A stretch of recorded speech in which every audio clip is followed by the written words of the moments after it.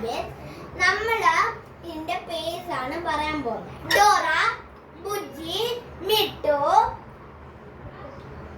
മുട്ടു, ശാരദ, കിട്ടു, Susheela, ഔസുകുട്ടൻ, Appukuttan.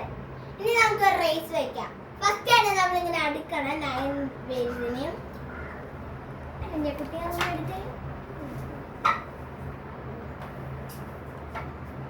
Time start.